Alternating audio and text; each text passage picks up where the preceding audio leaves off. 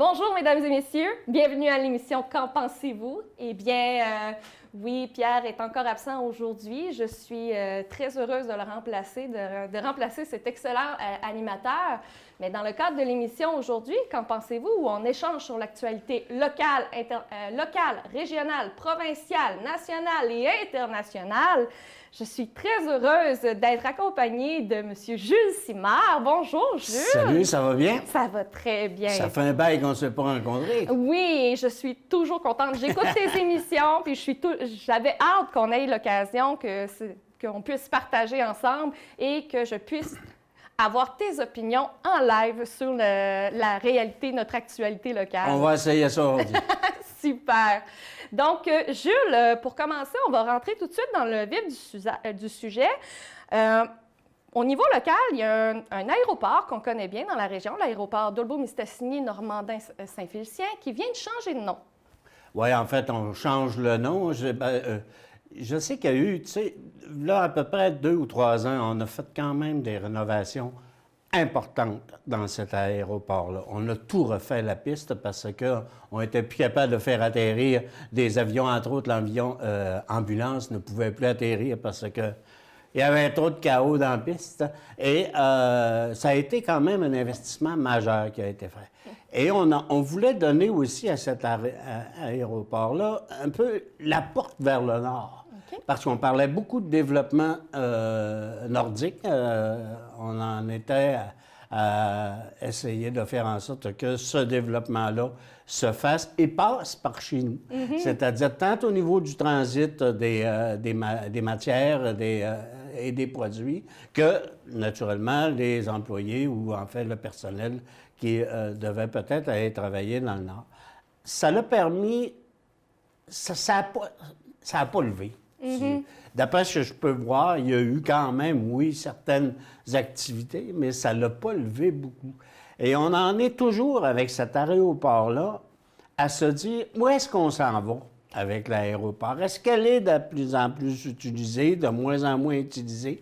Est-ce que c'est exclusivement un club d'aviation quasiment? On en est toujours... Je sais que ça travaille beaucoup pour essayer de lui donner une vocation réelle, puis qu'on puisse être capable de l'utiliser davantage. Au moins, là, on change de nom, ça veut rien dire là, en soi. Bien, mais ça devient un nom moins compliqué maintenant. Ouais. Ça devient l'aérodrome Lac-Saint-Jean. Ça permet de faire en sorte que, nous l'espérons, que ça puisse être capable d'être plus vendeur pour une utilisation auprès des autres types d'entreprises. C'est quand même particulier qu'entre Dolbeau et Saint-Félicien, donc quand même des municipalités qui ne sont pas très connues au niveau provincial, on ait la chance d'avoir un aéroport avec les installations nécessaires. Donc, c'est déjà super.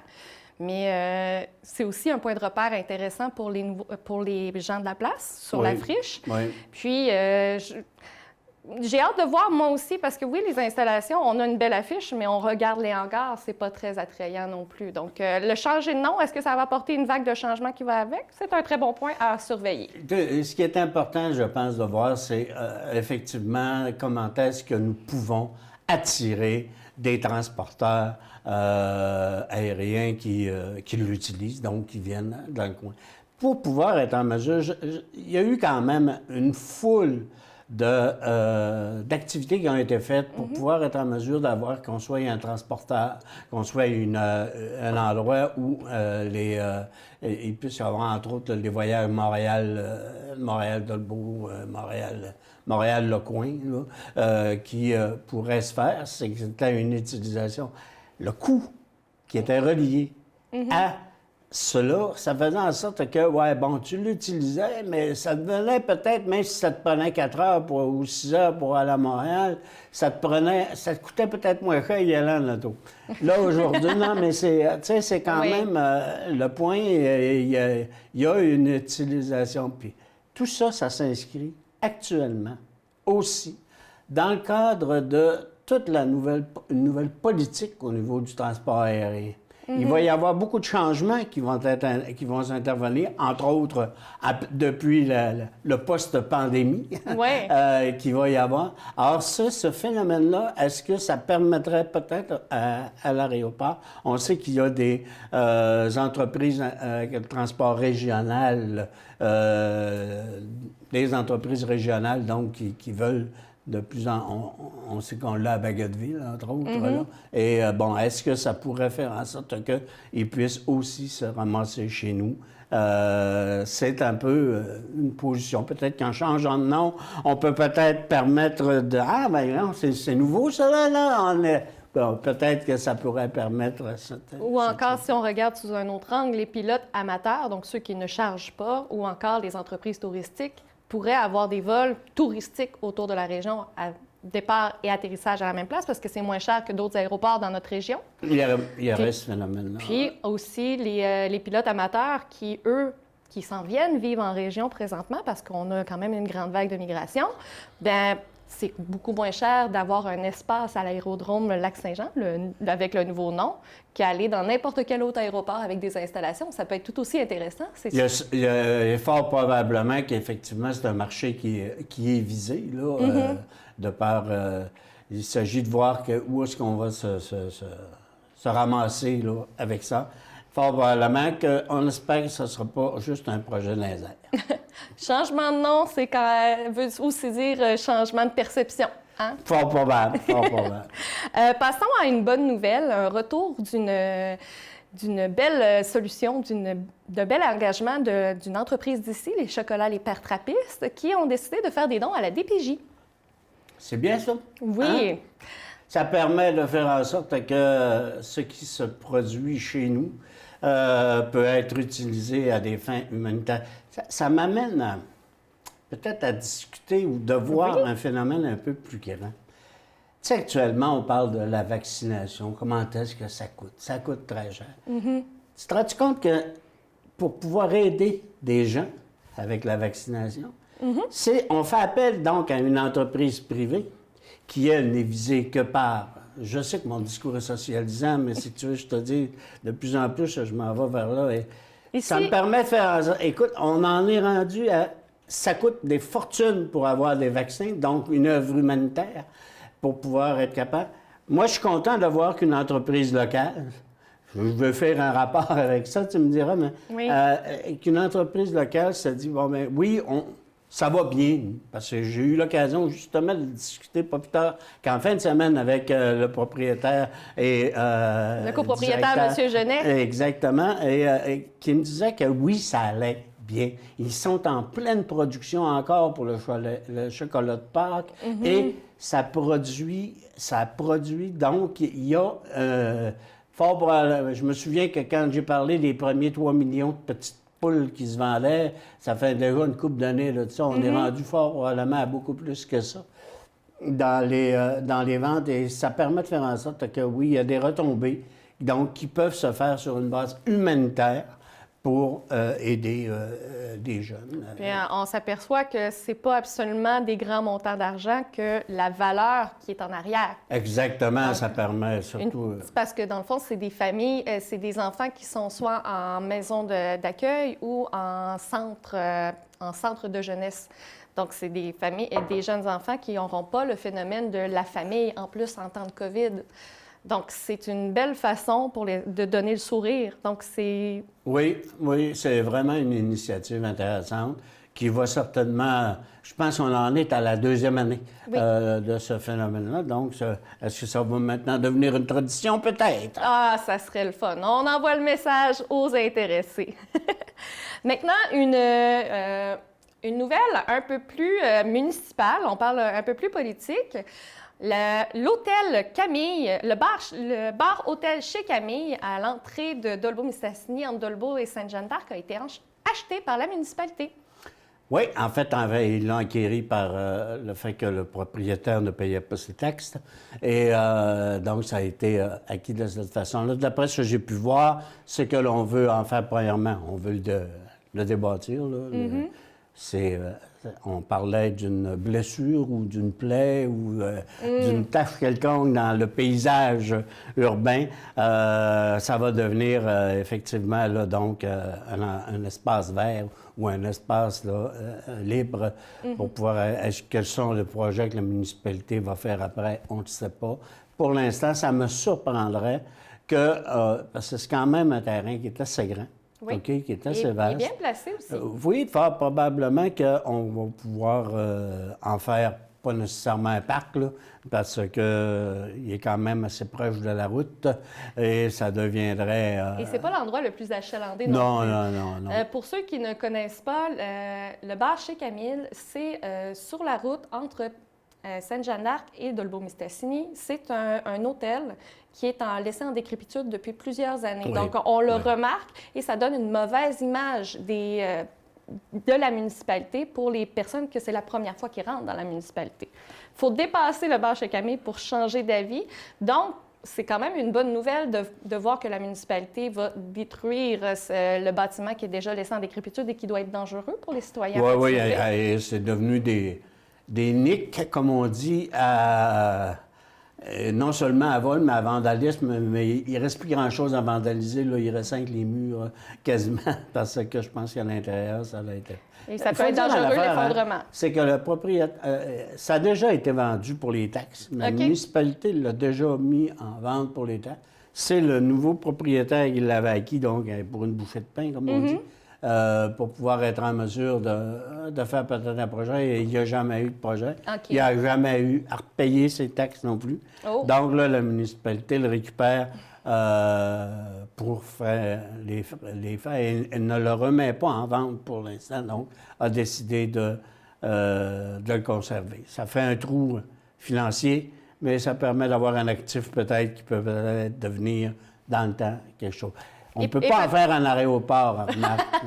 Mais peut-être aussi un contrôle sur l'image de la municipalité. Oui, il y a cet élément. Au moins ça. Il y a cet élément-là. Maintenant, passons, même si on a plein de bonnes nouvelles au niveau local, j'aimerais beaucoup avoir ton avis sur une grande nouvelle qui est sortie cette semaine au niveau régional.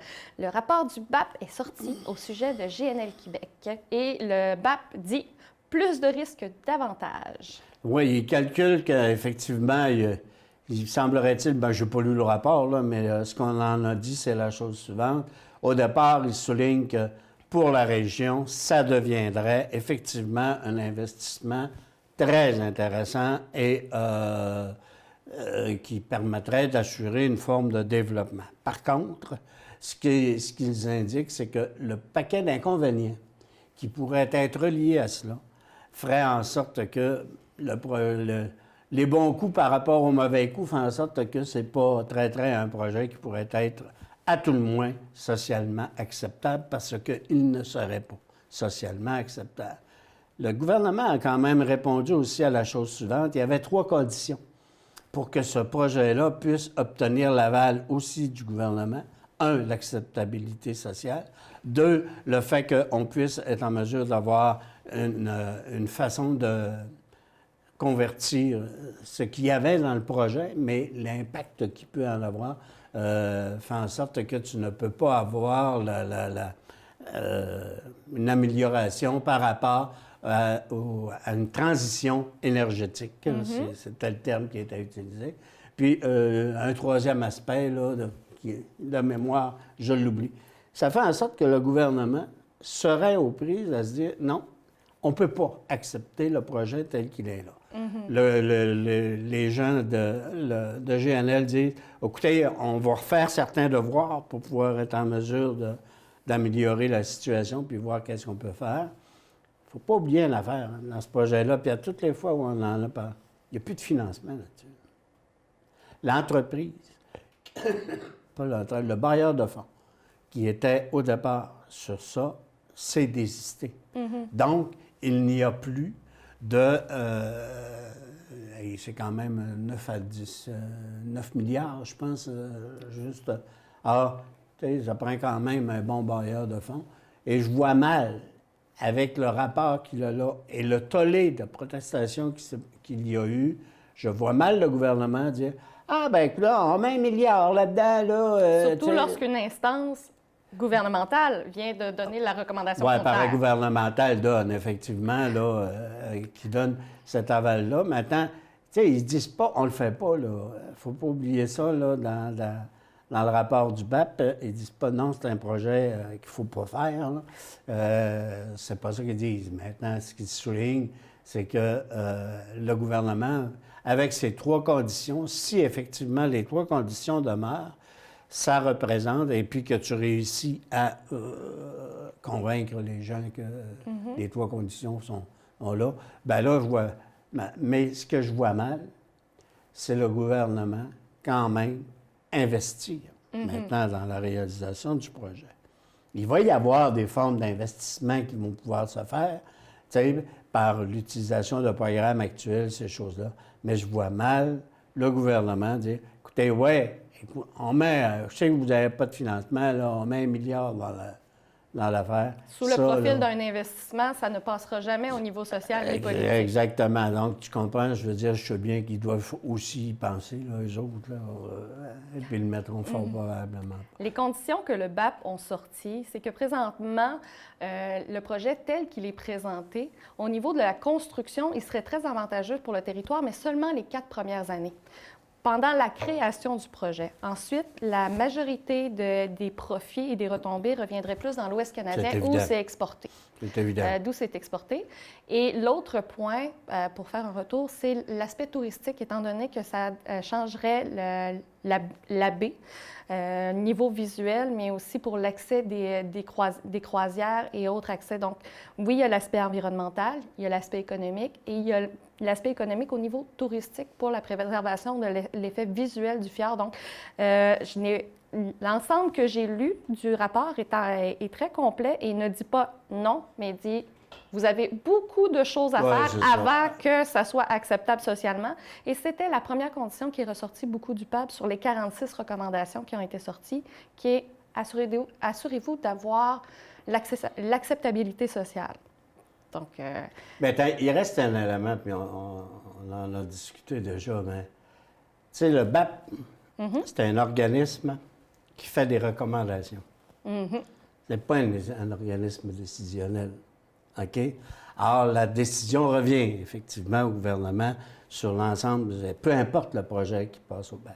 C'est évident que le gouvernement qui ne veut pas respecter ce que le BAP dit, ça peut avoir effectivement une incidence politique, électoraliste aussi, assez grande.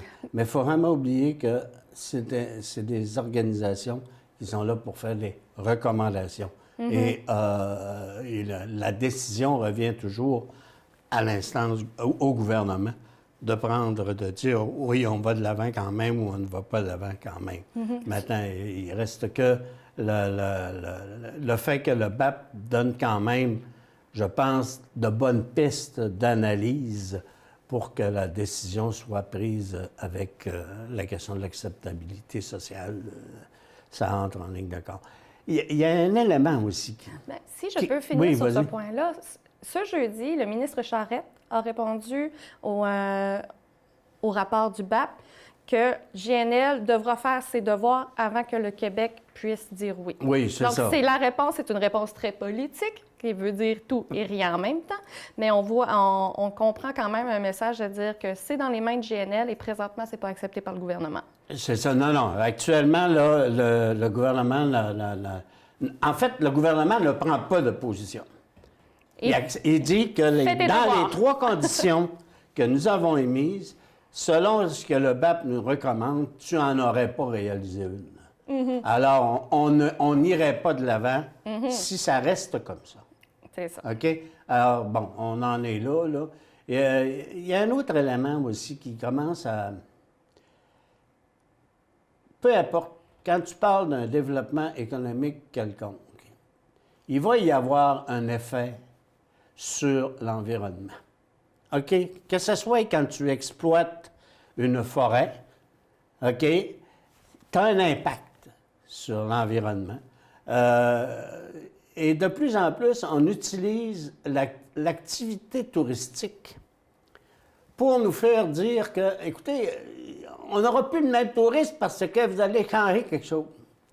ça, là, ça commence effectivement à m'agacer. Écoute, j'ai déjà travaillé dans le monde du tourisme. Je sais qu'est-ce qu'il y en a. C'est l'importance que ça peut avoir.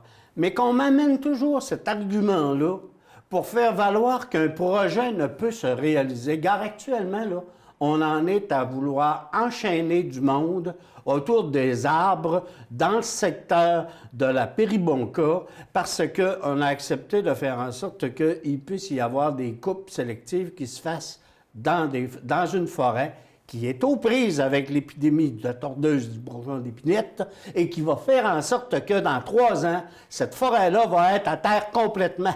Là, au moins, on pourrait être... En tout cas, je veux dire, je veux pas me choquer quand j'amène ça, mais ça me choque un peu de voir que, oui, on amène cet argument-là du tourisme à tout bout de champ, alors que l'activité touristique n'est pas autant que ça. Écoute, dans mon coin où j'ai un chalet, là, sais-tu c'est qui fait du tourisme? C'est les propriétaires des chalets. Moi, je ne le loue pas à quelqu'un d'autre. Puis on y va nous-mêmes pour pouvoir... J'appelle pas ça du tourisme, moi, là. J'appelle ça, oui, avoir la chance d'être en pleine forêt et de pouvoir avoir, en plus, un toit sur la tête quand j'y vais et non pas une tente. Mais, tu sais, le tourisme, là, on me l'amène à tout bout de champ en disant, écoute, on va changer le profil visuel, ça va faire en sorte que les touristes ne viendront plus. Pas vrai, ça. Je suis désolé, c'est pas vrai, ça. Il n'y a rien de mieux que d'aménager quelque chose pour faire venir des touristes. Et la meilleure des preuves que je vais te dire, c'est que quand on fait en forêt, on fait des activités à un moment donné, là, je ne me souviens pas comment on appelle ça, mais que tu peux avoir en randonnée? Oui, des randonnées ou encore des... En quoi? Dans le jamboree? Oui, bon, tu sais, quelque chose comme ça. Et ça fait en sorte que, là, ce que tu fais, c'est que tu prends la forêt, tu aménages quelque chose, et là, tu fais venir des touristes. Quand tu avais la forêt toute seule, 3-4 arbres qui trimballaient, il n'y a pas un chat qui me donne. Tu sais, moi, c'est pour ça, je trouve ça quand même de plus en plus agaçant de voir, ah oui, tu sais, la profondeur touristique, elle va changer. Bien, je suis d'accord avec toi au niveau que lorsqu'il y a une saine gestion de la forêt, une saine gestion, donc les coupes sélectives, les coupes des arbres malades, ou encore, il ne faut pas oublier que le bois est quand même un matériel très noble et c'est un des matériels les plus écologiques parce que c'est un piège à carbone. Vaut mieux avoir un arbre qu'on fait tomber, qu'on transforme en bois, qui nous fait des constructions, que de le laisser mourir et qui relâche son carbone. Donc, on laisse des plus jeunes. Ça, je comprends très bien. Mais pour revenir au sujet de GNL Québec, où il y a un aspect touristique, c'est que les bateaux de croisière ne pourront pas utiliser le fjord en pleine capacité, étant donné les dangers des gaziers, des bateaux de méthane. Bien, moi, j'ai eu l'occasion d'écouter le directeur du port c'est l'année dernière qu'on avait fait ça, on avait fait un reportage là-dessus. Le directeur du port, justement, de Saguenay, qui parlait justement du projet de GNL et du trafic. Oui. Il n'était pas en même temps. Il s'organisait pour avoir des couloirs qui n'étaient pas en même temps. D'avoir le trafic gazier et le trafic des touristes. Ça se faisait, ça se pratiquait. Et donc, ce danger-là, à ma connaissance, s'éliminait. Mais peut-être que le BAP a décidé que c'était pas vrai puis qu'il n'y en était pas autrement. Mais en tout cas, je ne veux pas dire ça pour défendre nécessairement le projet pour le projet, mais il reste que les bateaux croisières, ils utilisent, les autres aussi, là, le fjord. Et quand tu utilises le fjord pour pouvoir être en mesure le Saguenay pour pouvoir venir jusqu'à la baie, ben oui, il faut que ce genre d'activité-là se poursuive, se maintienne. Mais, en tout cas, la question du transport, moi, ce qu'on me disait, maintenant, peut-être fort probablement, qu'il y a eu des changements par rapport à ce qu'on me disait. Oui. Bien, je trouve ça très intéressant. Il ne faut pas oublier qu'ici, on est une émission d'opinion. Ça veut dire qu'on a des faits, c'est qu'on on donne notre avis, on donne notre point de vue sur la situation. Et c'est toujours pour ça que c'est intéressant d'écouter Qu'en pensez-vous à votre horaire régulier. Donc, on va profiter de ce petit court moment de pause pour refaire le plein, puis on vous revient avec les nouvelles plus provinciales après la pause. Électron libre, c'est quoi? C'est un trio de chroniqueurs, Francis Côté, Mélanie Saint-Germain et moi-même, Pierre Turcotte, qui vous informent et qui vous divertissent sur des sujets passionnants, toujours hétéroclites et parfois même étranges. Une source divertissante d'informations inutiles, de convivialité et de plaisir. Ne manquez pas, Électron libre.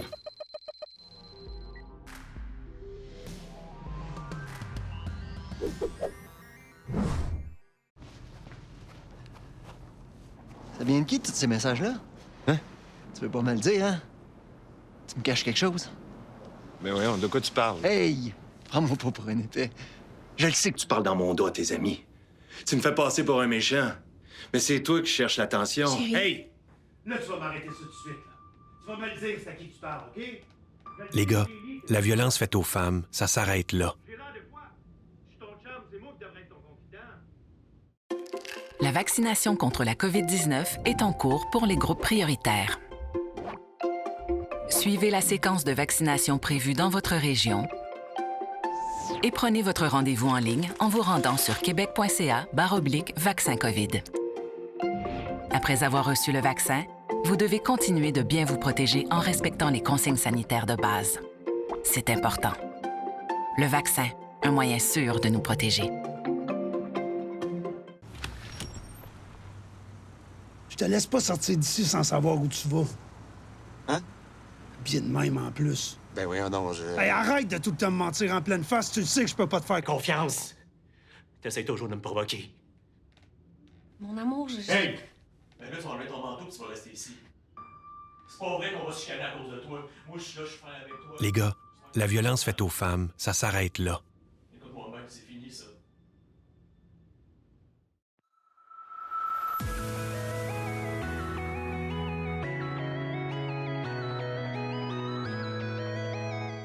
Studio chez soi est une série de 12 épisodes présentant différents types d'entraînements pouvant être effectués dans le confort de votre salon. Les séances sont animées par des entraîneurs du Studio Fusion, coop de solidarité.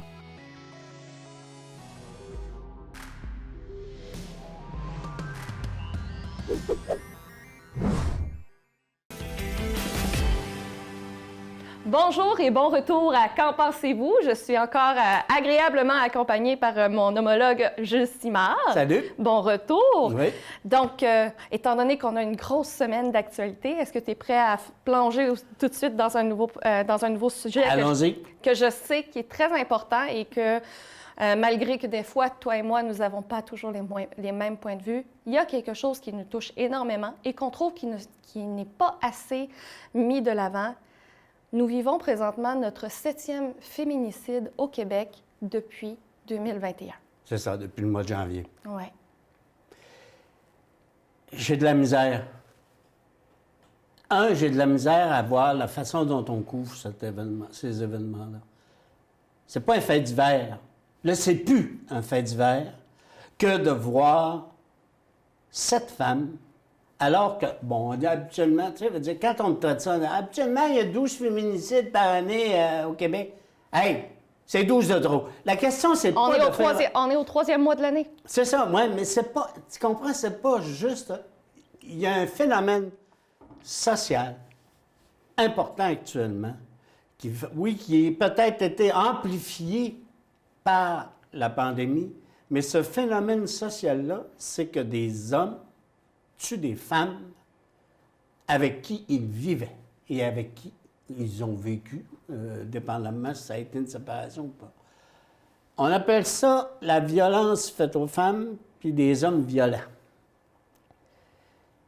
On n'est pas capable, fort probablement, dans une société, d'enlever des comportements violents par des lois. Il reste que les lois actuelles qui sont faites font en sorte que tu ne peux pas non plus impunément tuer quelqu'un et, entre autres, sur la question des agressions sexuelles, de t'enclairer avec peut-être un petit 3 ans derrière les barreaux, que tu vas passer une semaine et demie parce qu'il y a tout le monde dans les prisons. On te fait rentrer puis on te sort après. Ça, là, le problème, il est aussi là. C'est qu'il y a des comportements qui ne sont pas acceptables et ces comportements-là ne sont peut-être pas suffisamment punis. Je te dis pas de castrer ces gars-là, puis je te dis pas de les mettre, de mettre la peine de mort à côté. C'est pas ça que je... Sauf qu'il faudrait que la peine sociale soit beaucoup plus grande pour que nous puissions être en mesure d'avoir au moins de décourager quelqu'un qui, qui va le faire. Remarque que dans beaucoup de cas, dans ces féminicides-là, il y a aussi la personne qui se tue après. Celui-là qui l'a fait. Ça ne veut pas dire qu'il le fait tout le temps, en plus. Non, c'est ça. Écoute, je pense qu'on a véritablement un problème social. Je suis heureux de voir et de constater que depuis le début de la semaine, là, au niveau de l'Assemblée nationale, il y a des interpellations de plus en plus. Il faut qu'on arrête d'en parler puis qu'il y ait des actions. Ça, c'est sûr. Alors, c'est pas juste en disant on va mettre plus d'argent pour que les intervenants puissent intervenir. On fait de la pub à la télévision. C'est ça. Un, deux. Puis deux, le fait d'en parler, là. OK? Le fait de dire, il y a eu un autre féminicide hier, t'es rendu à 7. Demain, là, il y en a 7. Sais-tu ce que tu peux faire aussi, toi, comme conséquence? C'est que tu encourages aussi quelqu'un à le faire. Tu sais, le fait d'en parler, il faut qu'on en parle. Il faut que ça soit dénoncé. Il faut que ça soit mis sur la place publique pour que ce comportement-là devienne, à un moment donné, nocif tant pour la société que pour les individus, naturellement, qui y sont contraints. Je ne sais plus quoi penser là-dessus, honnêtement. Je pense que oui, si nous mettions une pénalité encore plus grande que ce qui existe par rapport aux lois. Puis en plus, les lois, ils sont faits aussi pour protéger des droits. Hein? J'ai-tu bon de te dire que sans que ce soit des féminicides, il y a eu quand même des gens qui s'en ont très bien éclairé dernièrement sur des agressions de type sexuel, semblerait-il. Je comprends... tout va partir fort probablement d'une nouvelle éducation. Bien, quand même, il ne faut pas oublier que les féminicides, l'action d'un féminicide, c'est l'action d'un homme qui pense avoir le contrôle sur une femme au point de lui enlever la vie. Ça veut dire que c'est quelqu'un qui pense que le bien-être de l'autre personne dépend de lui, ou encore son bien-être passe avant sa victime. Donc, on parle vraiment, c'est pas un crime au 3e degré qui s'est pas prévu, là. Non. C'est assez important parce que le 6e, on se rappellera bien que c'est une jeune femme de 19 ans et sa mère qui se sont fait tuer par l'ex-conjoint. Donc, on a plein d'histoires d'horreur et la violence conjugale qui dure depuis très longtemps. Mais ça m'amène sur un sujet qui, selon moi, va bien t'intéresser. Mais est-ce que tu penses que le système judiciaire, le système juridique ou le système policier est bien formé ou est bien au fait de la réalité de la violence conjugale, de la manipulation? Alors, et je pense qu'il vient y avoir il y a un rapport là, qui a été produit par des députés qui l'ont analysé, peu importe le parti là, qui vient d'être fait. Est-ce une des recommandations est peut-être à l'effet que nous mettions de l'avant, à tout le moins, un tribunal spécialement attitré. Je sais qu'il y en a un qui a été démarré il y a 3 semaines. Oui, il faut que là, on puisse avoir, à tout le moins, une orientation de traitement de ces activités nocives-là. Il faut qu'on ait quelqu'un qui soit sensibilisé à le traiter. Ce n'est pas. Et les policiers le disent tous aussi. Là, actuellement, on a mis de l'avant certains types d'intervenants sociaux pour pouvoir intervenir dans des circonstances de même. Parce que le policier, il n'a pas la formation pour intervenir là-dessus. Et il ne sait pas quoi faire. En plus, tu es pogné avec les droits des gens. Quand tu frappes à la porte de quelqu'un, écoutez, monsieur, là, vous avez de l'air à vouloir... Tu peux même pas dire ça quand tu frappes à la porte de la personne. Faut que tu dis, bon, nous avons reçu une plainte. La plainte, à l'origine de quoi? À l'origine peut-être... Tu sais, c'est là tout le phénomène d'intervention du corps policier dans l'activité. Et tout est là. Il faut que nous regardions de quelle façon on se doit d'intervenir dans des cas comme ça. Et comme on agit actuellement, on agit selon le système légal, criminel tel qu'il existe. Et ce n'est pas la réponse. Regarde les conséquences. On regarde les conséquences actuellement. On en est à 7 féminicides. Je ne sais pas, dire ça, là, c'est épouvantable. Oui. C'est épouvantable de dire ça. On est obligé de dire on est rendu à 7. Mais là, ça veut dire quoi, ça, on est rendu à 7? On va-tu être à 15? On va-tu être à 12? On ne peut pas revenir en bas. Ça, au moins, c'est là. Mais tu comprends, dire ça, là, c'est qu'on a un malaise dans notre société. Et le malaise dans cette société-là, c'est au niveau comportemental. Fort probablement que oui, nous avons aussi des attitudes qui originent de ce que la société, on parle souvent de choses systémiques avec mon ami Pierre. Avec notre ami Pierre, mais tu comprends, je veux dire, on a des comportements qui sont amplifiés par cet élément d'attitude, d'éducation que nous avons reçu. Et ça... Qui est amplifié ou même qui passe sous le radar parce qu'on dit que tout le monde le fait. Oui, bien c'est ça, là, tu comprends? C'est ça que les gens se disent. Dans le fond, ma question était beaucoup plus... Dans notre système au Québec, au niveau de la justice, on a 3. On a les législateurs, ceux qui créent les lois. On a les policiers qui les appliquent. Et on a le système juridique qui les... Qui est valide. Qui est valide ou qui permet à chacun d'avoir son droit. C'est ça. Qui les d'avoir applique. De faire valoir les droits. Donc, c'est toujours équilibré.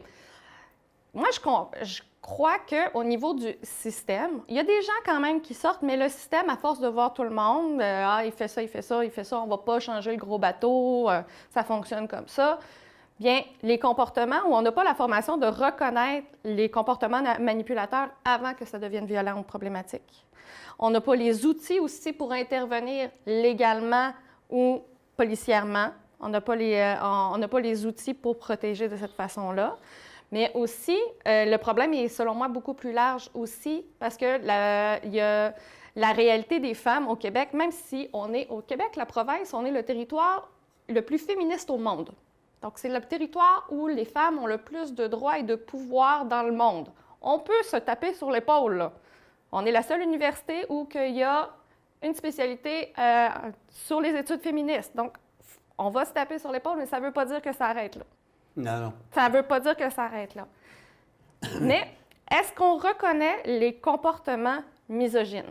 Est-ce que le législateur, lorsqu'il fait une loi, se pose la question, qu'est-ce que ça donne pour une femme?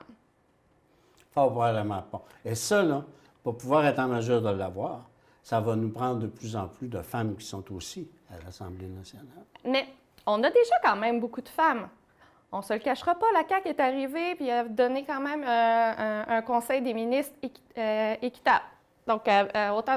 Mais est-ce que les femmes ont autant le même pouvoir politique? Parce que est-ce que c'est une question représentative? On ne s'oubliera pas que depuis que la CAQ est au pouvoir, à chaque fois qu'une femme perd son poste, c'est un homme qui est changé. Ouais. Donc, pourquoi? Est-ce que c'est parce qu'elle est moins compétente? Est-ce que parce qu'elle est plus sensible, on se dit c'est pas sa place, alors que la sensibilité n'est pas un défaut, mais bien un trait, une qualité? Donc, les aspects féminins ne sont pas valorisés dans le comportement de nos politiciens. Ça, il faut se poser des questions en tant que population, mais aussi poser des questions à nos politiciens. Oui. Donc, il y a ça qui rentre là-dedans, mais c'est pas aussi parce que c'est des femmes qui sont au pouvoir que c'est des femmes qui ont été victimes elles-mêmes. Il ne faut pas oublier que la violence conjugale touche toutes les tranches, toutes les classes sociales. 97 % des femmes au monde vont vivre au moins une agression sexuelle dans leur vie. 97 %. 97 % dans le monde. OK, c'est... On peut même pas dire une femme sur 5. Non. Non! C'est 100 % en résumé. Non, t'as 100 personnes, t'en as 97 qui vont avoir des attouchements sexuels ou qu'un homme ou une personne va avoir un comportement sexuel sans son accord. Donc ça, c'est quand même de l'abus. Puis pour que ça se rende à 97 %, c'est pas mal banalisé. On se le cachera pas. Oui, comme actuellement, moi, je trouve qu'on banalise, pardon. Parce que le féminicide, c'est l'ultime agression. Oui. C'est l'ultime perte de liberté pour la femme. Ben oui. C'est l'ultime. Elle ne peut plus. Elle devient la victime de. Faut pas oublier ça aussi. Ce n'est pas la mort de madame, c'est la victime de monsieur. Je pense qu'on a effectivement plus que juste un débat de société à faire là-dessus. On a des changements d'attitude. On a une éducation à redonner sur des comportements. Je te dis pas que... Ça ne pourra pas se faire du jour au lendemain. Je ne dis pas que tous les hommes sont de même, là. Sauf que, oui, il y aura, qu'on le veuille ou non, malheureusement, toujours du comportement qui n'est pas acceptable et qui va être dans l'illégalité, quel qu'il soit. Ça fait partie aussi quasiment de la nature humaine. Mais la nature humaine, lorsqu'elle est en société, elle se doit de respecter certains types de règles. Et ces règles-là, ils sont à mettre de l'avant et à être amplifiées. Et quand on les respecte pas, il faudrait peut-être que nous ayons aussi les pénalités requises. Mais est-ce que cette règle-là est reconnue au niveau social aussi? Ça, c'est autre chose. Tu me dis une phrase qui me fait beaucoup réagir. Ce n'est pas tous les hommes. Mais une femme, par exemple, qui se promène dans la rue tard le soir, si elle se fait suivre, est-ce qu'elle sait si c'est un bon ou un mauvais gars? Non. Puis après, on dit, ah ben là, calme tes nerfs, ils sont pas tous comme ça. Oui, mais on a... oui, mais c'est... Je pose la question, je donne cet exemple-là en disant, les femmes, il y a des femmes, plus en plus de femmes qui le disent, et les femmes ne sont pas toujours victimes d'hommes, peuvent être victimes d'autres femmes aussi. C'est vraiment, toute personne peut être victime. Bien, c'est quand même... on peut l'avoir aussi. Chez les hommes aussi. peuvent l'avoir aussi. C'est ça. Mais parlons de la responsabilité d'homme vers un autre homme. Oui. Qu'est-ce qui est possible de faire selon toi? En tant qu'ami, en tant que collègue de travail, en tant que... Qu'est-ce qu'une personne qui est interpellée par l'émission d'aujourd'hui ou qui commence à trouver le sujet sensible, qu'est-ce qu'il pourrait faire comme changement dans son comportement à lui, qui pourrait faire la différence pour les femmes de son entourage? Il faut que tu es toi-même. On a un comportement qui est basé sur tout ce que l'on a vécu et entendu, puis qu'on s'est fait dire. Toi, tu proposerais de se regarder fonctionner avec sa conjointe et avec les femmes. Donc, ça serait déjà un premier rôle. La première chose, ça serait de se poser la question, est-ce que, sans le savoir, j'ai un comportement violent face aux femmes? Ou encore, je peux avoir des comportements, même de type discriminatoire. Ben oui, ou des micro-agressions aussi. C'est ça, elle veut dire... Je tiens à dire quelque chose. On a une excellente ressource au niveau local qui est une particularité de notre région, c'est le Centre Optimum. Donc, si vous voulez avoir des pistes de réflexion professionnelles, on vous encourage à les contacter. Mais c'est la première chose. Mais j'apprécie beaucoup comment tu apportes le point parce qu'un père, c'est un ami, c'est un conjoint, c'est un... Donc, on voit que la première question, c'est de se poser des questions nous-mêmes sur nos comportements, quels sont l'impact qu'on a envers notre conjoint-conjointe, mais aussi que je sais que tu as des enfants, que tu as même des petits-enfants, et tu es conscient que tu es un modèle de qu'est-ce qui se vit. Oui, exact. Et puis, mais, tu sais, au départ, moi, j'ai été chanceux. J'ai pas eu un milieu violent où j'ai été... où on a eu... où j'ai passé toute mon enfance, ces choses-là.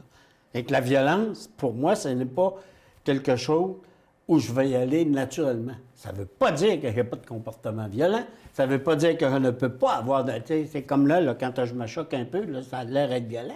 Okay? Mais c'est aussi une façon de s'exprimer qui fait en sorte que, oui, tu peux avoir une attitude aussi qui peut être perçue comme étant de la violence. La colère, la violence en elle-même n'est pas ça exprime une frustration, Exact. une colère. Et Exact. c'est l'émotion Déjà. est tout à fait valide. On a le droit d'être en colère, on a le droit d'être frustré. Mais utiliser la violence, que ce soit vers un objet, verbal, physique ou autre, c'est ça. Il faut faire la différence entre l'émotion qu'on veut exprimer puis la Et le violence. geste. Et le geste. L'action. Donc, il y a d'autres façons d'exprimer notre colère, notre frustration. Puis en plus, présentement, dans la pandémie, beaucoup d'hommes se sentent isolés. Donc, ils n'ont pas leur réseau d'amis ou encore, il y a certains milieux où encore c'est encore difficile de voir, d'accepter l'idée d'aller prendre soin de sa santé mentale. Comme si c'était au niveau de leur éducation, parce que les changements sont en train de se faire lentement, mais sûrement, qui est de mieux percevoir l'idée d'aller chercher de l'aide en santé mentale. Oui. Mais ça, on est On est encore loin. Hey, Caroline. On est encore loin, on ne se le cachera pas. Si tu me permets de faire un mot sur les féminicides pour donner mon avis rapidement, moi, ça m'écoeure. Ça me purge. J'utilise le terme j'utilise les termes les plus polis. Je dirais plein de mots d'église hors contexte présentement. Parce que beaucoup de commentateurs, au cours des premiers et au cours des dernières années, disaient bien, c'était à elle de s'en aller. Mettaient toujours la responsabilité sur la victime. Mais si on vient d'un milieu, parlons, toi en tant que père, si tu as des filles ou des garçons, je ne mettrai pas ta vie privée sur place, mais si nos parents, c'est nos parents qui nous montrent qu'est-ce qu'on accepte dans notre couple. C'est nos parents qui nous représentent ce qu'on doit tolérer et ce qu'on ne doit pas tolérer. En tant que mère, dire qu'on ne tolère pas un comportement violent de la part de son conjoint, même si on l'aime, même si on comprend la situation, mais dire on ne tolère pas un comportement, c'est sain. Ce n'est pas dire qu'on n'aime plus l'autre, c'est dire je n'accepte pas ce comportement, c'est se respecter. Donc, si vous êtes rendu à bout ou que vous sentez que c'est seulement l'acte physique ou l'acte violent qui peut vous soulager, posez-vous des questions, appelez. Il y a des numéros de téléphone qui sont disponibles, 100% anonymes qui vont... Puis quand vous raccrochez, vous avez une piste de solution. C'est pas juste vous êtes vidé. Vous êtes vidé avec un professionnel, vous avez des avis, puis après, vous avez des pistes de solution pour vous aider à vous en sortir. Puis c'est anonyme, là. La seule personne qui va être au courant, c'est la personne qui va être dans la même pièce que vous. Donc, si vous ne voulez pas qu'il soit au courant, mettez-vous juste pas dans une pièce avec quelqu'un d'autre, là. Je suis épuisée mentalement de voir à quel point on banalise les comportements violents de certains conjoints en disant on va se mettre un compte conjoint puis c'est monsieur qui décide qu'est-ce qu'il y a au niveau financier. Ou non, tu vas rester à la maison puis moi je vais aller c'est pas un choix commun, là. La dame est obligée. J'ai même vu dans certains cas des hommes qui choisissaient au restaurant à la place de leur conjointe pour la Saint-Valentin. Donc là, on parle plein de gestes banals, mais qui font toute une différence. Puis, en tant qu'allié, un allié, c'est une personne qui laisse la parole aux victimes ou aux personnes qui veulent en parler.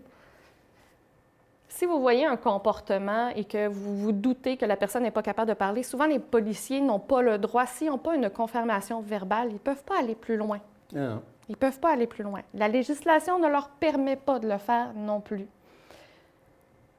Mais si vous, en tant qu'ami, en tant que personne, vous vous inquiétez, mêlez-vous de leurs affaires. Si vous vous inquiétez, là, on se dit souvent « mêlez-vous de vos affaires ». Non. Mêlez-vous de leurs affaires. Soyez simplement, là, je vous donne un exemple, simplement une femme qui est victime de violence conjugale, qui a un bleu dans le visage. Qu'est-ce qui est arrivé? Ah, juste un accident. Et vous voyez que monsieur est stressé. On ne peut pas appeler la police parce que c'est la victime qui doit être prête à dénoncer. Mais d'apporter la victime dans un endroit sécuritaire, de dire « Hey, on va-tu prendre un café? Juste toi et moi, entre amis. » Aller parler des services qui sont disponibles. Donner les solutions, les liens, parce qu'il y en a des ressources pour les victimes. Le moment le plus dangereux lors de la violence conjugale pour la femme, c'est la séparation. Alors, soyez là pour les victimes, mais j'aime pas le terme victime. J'aime pas le terme victime parce que pour moi, une victime, c'est quelqu'un qui a absolument besoin de quelqu'un d'autre pour s'en sortir. Des fois, il y a juste besoin qu'on ouvre la porte, puis savoir qu'il y a quelqu'un de l'autre côté qui est là à l'aider si elle le veut. Y regarder, certainement, c'est une question comportementale. Il y a une problématique sociale qui en découle et il faut que nous agissions. C'est sain de mettre ces barrières et c'est sain de les écouter, de respecter les barrières des autres. Si on dit que ça arrête, lorsqu'une femme quitte un homme, elle l'a quitté mentalement depuis longtemps avant de le quitter physiquement. Essaye pas de la revoir. Essaye pas. Ferme tes blessures, pose-toi des questions, puis passe à autre chose. J'envoie toutes mes prières, personnellement, tous les messages à l'univers, peu importe la religion, mais j'envoie tout l'amour nécessaire aux familles des victimes. Et j'envoie aussi aux hommes et aux femmes qui vivent cette rage-là à l'intérieur d'eux, j'envoie leur message d'espoir de dire, avant de briser votre vie, mais surtout de priver la personne que vous semblez aimer de la seule liberté qu'elle a, qui est de vivre, allez chercher de l'aide. Allez chercher de l'aide. Ça, c'est... J'ai passé par-dessus la rage, j'ai passé par-dessus les pleurs. Je suis rendue à la... pas au regret, mais là, vous avez une responsabilité. On n'est pas dans votre vie de couple, on n'est pas dans votre entourage, mais on vous voit aller. Puis prenez soin de vous en apprenant à bien gérer vos émotions, en allant chercher de l'aide, afin que tout le monde puisse avancer et non mourir. Mourir parce que vous n'avez pas appris à exprimer vos émotions d'une façon sans détruire quelqu'un d'autre. Excuse-moi, c'est un sujet, j'étais très contente qu'avec moi, tu veuilles parler de ce sujet-là, parce que je pense que c'est quand même au niveau journalistique quelque chose, c'est un défi quand même à faire paraître, parce qu'on ne veut pas trop en parler pour ne pas donner des idées, qui est quand même, on ne se le cachera pas, un phénomène qui est là. Il y a un phénomène qui est là, mais qui est faux aussi. C'est pas plus qu'on en parle, plus il y en a. Mais il ne faut pas trop en parler non plus pour pas... faut pas trop en parler non plus pour pas donner un piédestal aux meurtriers. Mais toi, en tant qu'ancien journaliste, qu'est-ce que tu aurais écrit comme titre pour ça? J'y ai pensé parce que j'ai pu voir un reportage à un moment donné où est-ce qu'il y avait effectivement eu un événement qui s'était passé. La journaliste, c'était une journaliste qui avait écrit tel titre. En fait, dans la mesure où c'est pas le chef de pupitre qui fait, le titre, ouais. là, mais, et qui disait que si elle avait effectivement eu à traiter ça aujourd'hui, elle aurait changé et le titre et la façon de traiter l'événement. Parce que quand tu traites l'événement, tu le traites avec les faits que tu vois et qu'on te rapporte. Parce que souvent de fois, un journaliste, c'est pas une opinion, c'est des faits. C'est ça. Donc, tu traites les faits et un acte, une claque sur la gueule, ça s'appelle une claque sur la gueule. Tu sais, je veux dire, peut-être que la claque était beaucoup plus... hier soir, il y avait justement des reportages sur les conséquences neurologiques qui peuvent y avoir à des femmes qui ont été violentées, ce qu'on appelle des commotions cérébrales. Les commotions cérébrales chez les femmes, t'en as très exactement 200 000 fois de plus que ce que tu as dans la Ligue nationale quand les gars jouent au hockey. Oui. OK? Alors, ça, là, ces phénomènes-là, donc, tu le traites, toi, avec les faits, et tu ne peux... Tu sais, je peux pas... Aujourd'hui, on le qualifie de féminicide. Dans le temps, on le traitait comme étant un acte de violence à l'endroit d'une femme. Aujourd'hui, le mot féminicide veut dire beaucoup plus. Juste le changement au niveau du vocabulaire nous amène à des images qui sont... tu sais, c'est ça. Et un féminicide, c'est une femme qui est victime d'un meurtre. C'est pas un drame conjugal. C'est pas exactement, tu comprends? Je pense qu'aujourd'hui, oui, en qualifiant le geste et en lui donnant une connotation qui est plus réelle, même s'il est qualifié. Tu sais, je disais toujours à quelqu'un qui faisait du journalisme, qui voulait faire du journalisme, enlève dans ton texte tous les qualificatifs. Et bon, tu vas avoir un texte journalistique. OK? Maintenant, dire un féminicide, ce n'est pas juste dire un qualificatif, c'est d'identifier exactement un fait. Et le fait, c'est la mort d'une femme. Et je suis très contente qu'on ait passé cette deuxième partie de l'émission à parler d'un sujet qui touche tout le monde à travers nos milieux. Est-ce que tu aurais un mot pour nos téléspectateurs qu'on puisse partager afin de se revoir la semaine prochaine?